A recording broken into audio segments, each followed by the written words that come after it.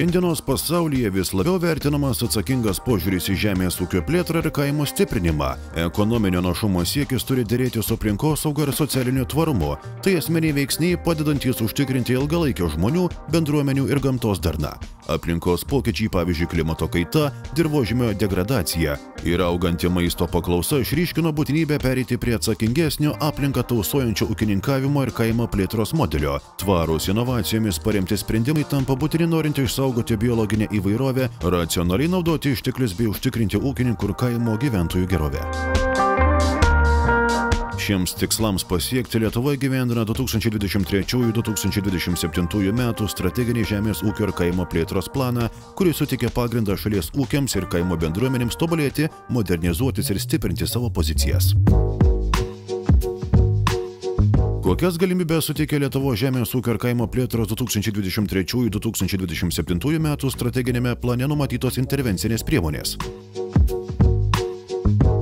Remiamas ekologinis ūkininkavimas, ekologinio ūkininkavimo tęstiniai įsipareigojimai.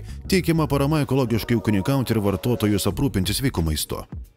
Augantis vartotojų dėmesys sveikiems ir švariems produktams lemia, kad ekologinio maisto poreikis auga visame pasaulyje. Ekologiniai ūkiai yra itin svarbus tiek mūsų sveikatai, tiek aplinkai, nes jie remiasi natūraliais gamybos metodais, kurie tausoja išteklius ir užtikrina ilgalaikį dirvožemio derlingumą. Sveika žemė, sveiki mes.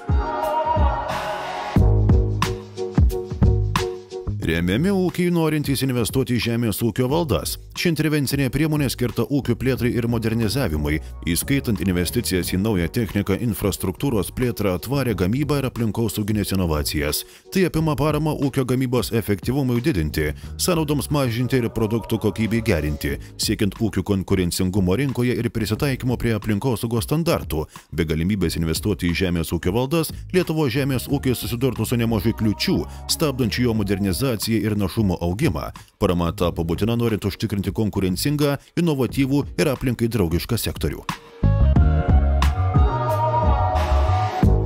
Remiamas jaunųjų ūkininkų įsikūrimas. Jaunųjų ūkininkų įsikūrimas yra itin reikšmingas žemės ūkio sektoriaus atsinaujinimui, inovacijoms ir bendram regionų vystymuisi. Jų įsikūrimas tiesiogiai prisideda prie kaimo bendruomenių stiprinimo, mažina emigraciją ir didina užimtumą vietovėse, kuriuose įsidarbinimo galimybės mažesnės. Dauguma patyrusių ūkininkų yra vyresnio amžiaus. Natūralus kartų atsinaujinimas padeda išlaikyti stabilų maisto gamybos lygį ir vietos ekonomikos tvarumą ateityje. Remiama labai smulkių ūkių plėtra.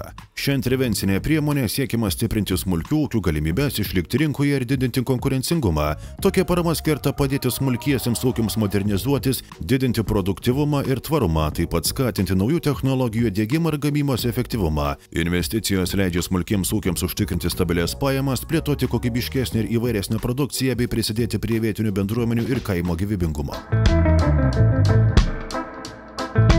Ir tai tik keletas intervencinių priemonių, kurias bendrai finansuoja Europos Sąjunga. Lietuvos žemės ūkio ir kaimo plėtros 2023–2027 metų planą sudarančios intervencinės priemonės yra įvairiapusiškos. Jos apima gamtos išsaugojimo tikslus, socialinių ir ekonominių kaimo gyventojų poreikių patenkinimą bei inovatyvių sprendimų pritaikymą. Šios priemonės padeda mažinti kaimo ir miesto atotrūkį, kelti žemės ūkio našumą bei užtikrinti konkurencingumą, o svarbiausia – sukurti patikimą ateities iššūkiams atsparų žemės ūkio sektorių.